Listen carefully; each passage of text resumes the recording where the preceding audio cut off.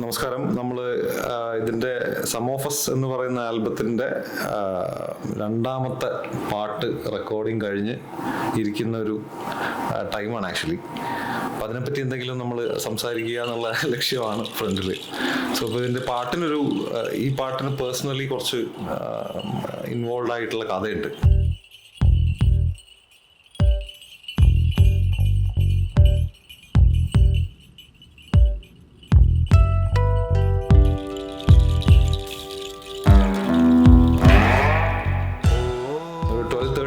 മുന്നേ ഞാനും സജിയും പാട്ടുകൾ ഉണ്ടാക്കി തുടങ്ങി. അത് ഞങ്ങൾക്ക് വേണ്ടി മാത്രമായിട്ട് ഉണ്ടാക്കുന്നു എന്ന് വിചാരിച്ചിങ്ങനെ നടക്കണ ഒരു ടൈമിൽ ഫസ്റ്റായിട്ട് പുറത്തുനിന്ന് വന്നൊരു ജോബാണ്, അല്ലെങ്കിൽ എന്താ പറയുക, ഒരു റിക്വയർമെൻ്റ് ആണ്. ഒരു പാട്ട് വേണം. അപ്പോൾ സജിയുടെ ഫ്രണ്ടാണ്, ബാലു മൂൺ എന്നാണ് ഗിറ്റാറിസ്റ്റിൻ്റെ പേര്.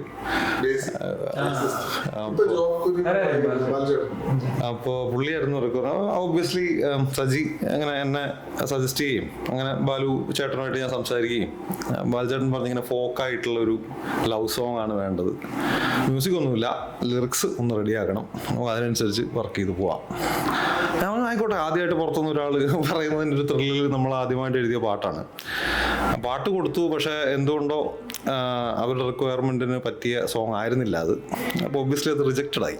അപ്പം അങ്ങനെ റിജക്റ്റഡ് സോങ്ങുമായിട്ട് ഞാൻ സജിയോടുണ്ട്. ഒബ്വിയസ്ലി നമ്മുടെ പാട്ടുകളൊക്കെ പ്രിപ്പയർ ചെയ്യണത്, ശരി, മ്യൂസിക് കൊടുക്കുന്നത്, ഫോമിലേക്ക് എത്തിക്കുന്നത് സജിയാണ്.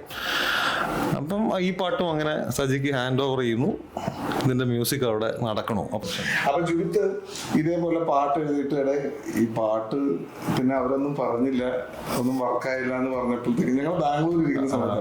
അപ്പൊ എനിക്ക് ഈ പാട്ട് എടുത്തപ്പോഴേ എനിക്ക് ഇതിന്റെ ഒരു ഫോക്കും, പിന്നെ അവൻ വരുന്ന കണ്ണൂരിൽ നിന്നായതുകൊണ്ട് എനിക്ക് അതിന്റെ ഒരു വിഷ്വലൊക്കെ അങ്ങോട്ട് മനസ്സിലായ പോലെ ഒരു ഫീൽ ആയിരുന്നു. അപ്പൊ പാട്ടെടുത്ത് വായിച്ചപ്പോഴേ പെട്ടെന്ന് നമുക്ക് വായന നേരെ ട്യൂൺ വരികയാണ്, അതായത് കാവടിയാടുന്ന കതിരോനെ. അപ്പൊ എല്ലാം പുതിയ വാക്കുകളായിരുന്നു എന്നെ സംബന്ധിച്ചിടത്തോളം. കാരണം നമ്മൾ സാധാരണ കേട്ടിട്ടില്ലാത്ത കുറെ പ്രയോഗങ്ങളും എന്നാൽ നമുക്ക് ഈസി ആയിട്ട് മനസ്സിലാവണം അർത്ഥം. അപ്പൊ മ്യൂസിക് ഉണ്ടാവുക എന്ന് പറഞ്ഞാൽ ഭയങ്കര സിമ്പിൾ ആയിട്ട് അത് സംഭവിച്ചു പോയി.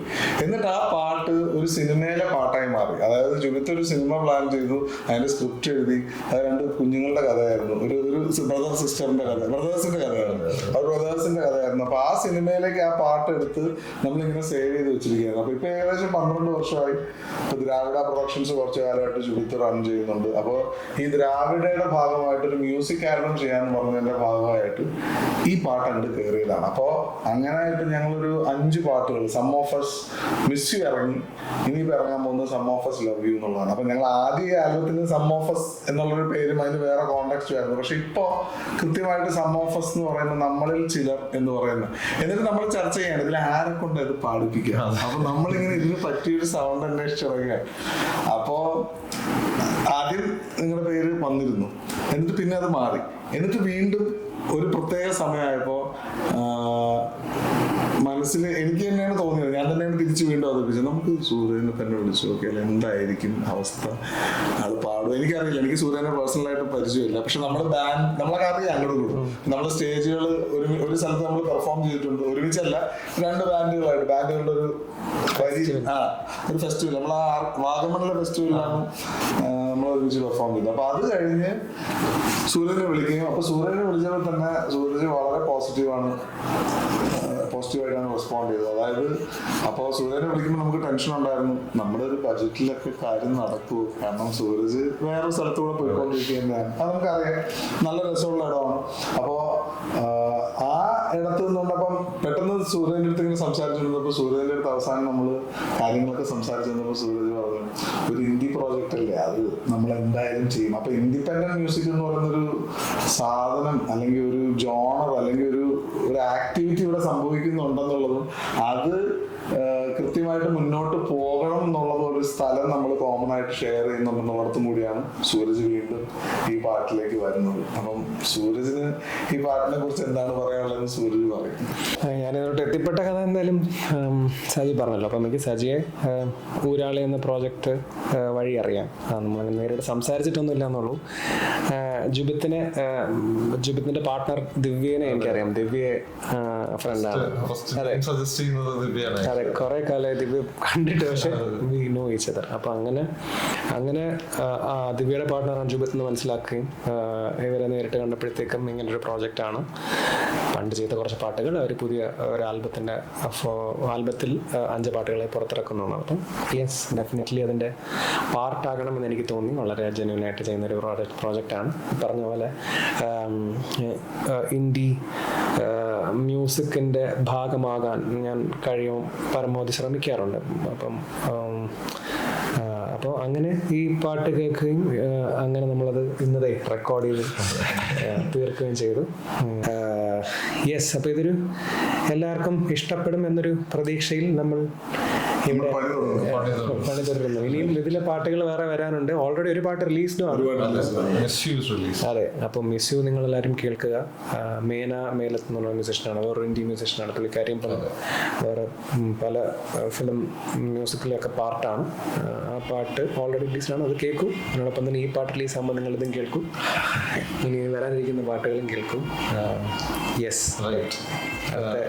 അല്ല, ഇതിന്റെ മ്യൂസിക്കാലിറ്റിയെ കുറിച്ച് പറയുകയാണെങ്കിൽ ഒരു ഫോക്ക് സിംഫോണിക്, അങ്ങനെ നമ്മൾ ഈ നാടും ദേശമൊക്കെ താണ്ടി സംസാരിക്കുന്ന ഒരു ഭാഷയാണ് മ്യൂസിക് എന്നുള്ളൊരു സ്ഥലത്താണ് ഇതിനെ പ്രൊഡ്യൂസ് ചെയ്യാൻ നോക്കുന്നത്. അപ്പൊ ഇതിന്റെ പ്രൊഡക്ഷനിൽ വരുന്ന നമ്മുടെ ഇതിന്റെ മിക്സിങ്ങും മാസ്റ്ററിങ്ങും ഇതിന്റെ കോറായിട്ടുള്ള റെക്കോർഡിങ് ആക്ടിവിറ്റീസിലും ഇതിന്റെ ഒരു സൗണ്ട് സ്കേപ്പിംഗ് എങ്ങനെയാണെന്ന് തീരുമാനിക്കുന്നതിലൊക്കെ നിർണായക പങ്ക് വഹിക്കുന്ന ദീപക്കാണ്. ദീപക് ഫെർമെന്റേഷൻ ലാബ് എന്ന് പറഞ്ഞ് ആൾക്കൊരു സ്റ്റുഡിയോ ഉണ്ട്. അപ്പോൾ ആളവിടെ ഇരുന്ന് ഇലക്ട്രോണിക് മ്യൂസിക്കിലും പിന്നെ അതേപോലെ സൗണ്ട് എഞ്ചിനീയറിംഗിന്റെ അങ്ങനത്തെ പലവിധ വിഭാഗങ്ങളിലും അതിന്റെ കുറെ മേഖലകളിൽ ആളിങ്ങനെ അലഞ്ഞു നടക്കുകയാണ്. അപ്പോൾ ദീപക്, ഈ പാട്ടിൻ്റെ ഇതിലാണെങ്കിൽ എനിക്ക് കൂടുതൽ ഫസ്റ്റ് തോന്നുന്നത് എന്താണെന്ന് വെച്ചാൽ ഞാൻ കൂടുതൽ ഇലക്ട്രോണിക്കും ഡിജിറ്റൽ മ്യൂസിക്കും അല്ലെങ്കിൽ സൗണ്ട് ഡിസൈനിങ് അങ്ങനത്തെ ഇതായിരുന്നു കൂടുതലുണ്ടായിരുന്നത്. സിന്തസൈസറും മോഡുലേറ്ററും അങ്ങനത്തെ ഇത്. ഇതിൽ വന്ന് എനിക്ക് ഏറ്റവും ഇഷ്ടം ഒരു മലയാളം ഇതിൽ ചെയ്യണേലും എൻ്റെ ഒരു സിമ്പിൾ സീരി ഭയങ്കര സിമ്പിളായിട്ട് ഇത് പോകണം. പിന്നെ ഇവർക്ക് അതിൻ്റെ ട്യൂണും ഇതെല്ലാം ഉണ്ടായിരുന്നു. അപ്പോൾ ആ ട്യൂണിന് വരുമ്പോഴത്തേക്ക് ഇതാണ് ഭയങ്കര കുറേ ഞാനിവിടെ തന്നെ ഇരിച്ചോളൂ. അപ്പോൾ ആ പഴയ കുറേ നൊസ്റ്റാൾജിക് ആയിട്ടുള്ള കുറേ കാര്യങ്ങളും ശീലമുള്ളത് അങ്ങനത്തെ ഇത് അതാണ് ഭയങ്കര ഒരു രസമുള്ളതായിരുന്നു. അത് കേട്ടപ്പോൾ തന്നെ ഭയങ്കര താല്പര്യമായിരുന്നു ചെയ്യണമെന്ന് തന്നെ ഉള്ളത്. ഇതിൽ സൗണ്ടിൻ്റെ ഇതും എല്ലാം പിന്നെ ഇവർക്ക് കറക്റ്റായിട്ട് ഇവർക്ക് അറിയാം ഒരു വിഷ്വൽ ഇത് വന്നാൽ എങ്ങനെയാണ് എന്താണ് ഏതാണെന്നുള്ളതിൻ്റെ കറക്റ്റ് ഇത് വന്നുകൊണ്ട് അത് ഒരു രസമായിരുന്നു. അതനുസരിച്ച് ചെയ്യൽ ഹാപ്പി ആയിട്ടുള്ളൊരു പ്രൊജക്റ്റായിരുന്നു. ആഡ് ചെയ്യാനുള്ളത് ഇത് ആക്ച്വലി ഭയങ്കര പേഴ്സണൽ ആയിട്ടുള്ള ഒരു പാട്ടും കൂടെയാണ്. കൺസിഡറിങ് മീ ആൻഡ് സജി തുടങ്ങി വെച്ചത് മുതൽ, അതായത് ജീവിതത്തിൻ്റെ പല ഇമ്പോർട്ടൻ്റ് ആയിട്ടുള്ള പല മറക്കാൻ പറ്റാത്ത മൊമെന്റുകളിലും ഈ പാട്ട് കടന്നു വന്നിട്ടുണ്ട് എന്ന് പറയുന്ന ഒരു സത്യമുണ്ട്. അപ്പം അത് ആദ്യമായിട്ടത് പുറത്തോട്ട് ഇറങ്ങുകയാണ്. വളരെ പേഴ്സണൽ ആയിട്ടുള്ള മൊമെന്റുകളിലൊക്കെ അത് കടന്നു വന്നിട്ടുണ്ട്. അത് പലപ്പോഴും സജി ഓഫറിങ് പോലെ വെച്ചിട്ടുണ്ട്, അങ്ങനെ പാടി പ്രസന്റ് ചെയ്ത് സർപ്രൈസ് ഒക്കെ ചെയ്തിട്ടുണ്ട്. അപ്പോൾ വളരെ പേഴ്സണലി ഒരു സംഭവം കൂടെയാണ്. അപ്പോൾ അത് വളരെ എന്താ പറയുക, വളരെ നന്നായിട്ട് സൂരജ് അത് പാടിയിട്ടുമുണ്ട്. അപ്പോൾ ഭയങ്കര ഹോപ്പോട് കൂടി നിങ്ങളുടെ മുമ്പിൽ എത്തുകയാണ്. നമ്മളെല്ലാം നല്ല പ്രതീക്ഷയിലാണ് ശരിക്കും. ഈ ഒരു പാട്ടിന്റെ ഒരു വൈബും മൂഡും അത് ചെയ്തുകൊണ്ടിരിക്കുമ്പോഴൊക്കെ നമ്മൾ അനുഭവിക്കുന്നതാണ്. അപ്പോൾ അത് എല്ലാവരും രസമാണ്.